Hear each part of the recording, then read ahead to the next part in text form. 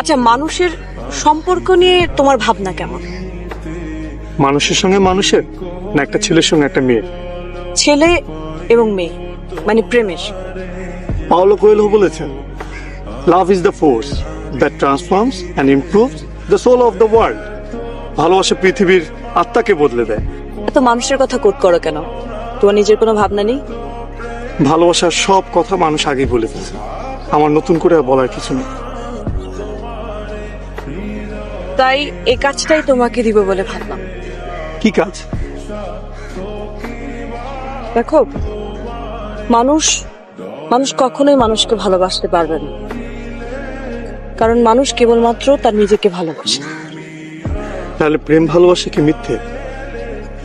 আসলে it's an art for living. মানুষ কখনোই প্রেমে পড়ে না, প্রেমের ধারণাটাকে ভালোবাসে। সেজন্যই তো প্রেম নিয়ে এত গান, এত কবিতা। সাদামাটা লৌকিক প্রেম আমাকে টানে না। প্রেম হবে ছবির মতো, কবিতার মতো অলৌকিক। পেতে ইচ্ছে করবে, কিন্তু ছুঁয়ে দেখা যাবে। তোমার কথা বোঝার ক্ষমতা আমার নেই। তুমি সবসময় বলো না, একটা গান শোনাই পেন্টার, আপনি খুব সুন্দর। কথাগুলো খুব সাধারণ, কিন্তু আমার ভালো লাগে। তোমার প্রকাশভঙ্গির কারণেই ভালো লাগে। তাই ভাবলাম তোমার সঙ্গে থাকা যেতে পারে। আমার ভয় করছে। সবসময় এত গান শোনাতে চাও, সুন্দর সুন্দর বলো, তখন ভয় করে না? তখন তো ব্যাপারটা ছিল অনিশ্চিত, আবিষ্কারের উত্তেজনা ছিল। ব্যাপারটা এখনো অনিশ্চিত। যেসব গান তুমি আমাকে শোনাতে চাও, সেসব গান শুনতে শুনতে মনের মধ্যে যে ছবি তৈরি হয়, সেগুলো যদি আমার হাতে তুলে দিতে পারো, তাহলে আমি তোমার। কিভাবে সম্ভব?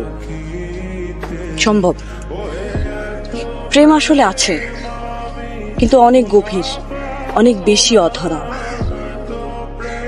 তুমি যেটাকে প্রেম মনে করো, সেটা সহজে পেয়ে যাওয়া বসবাসের চুক্তি ছাড়া আর কিচ্ছু না।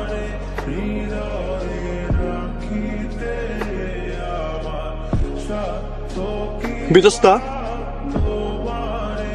আমি কি তোমাকে ভালোবাসি বলতে পারি? বলতে ইচ্ছে করলে বলো।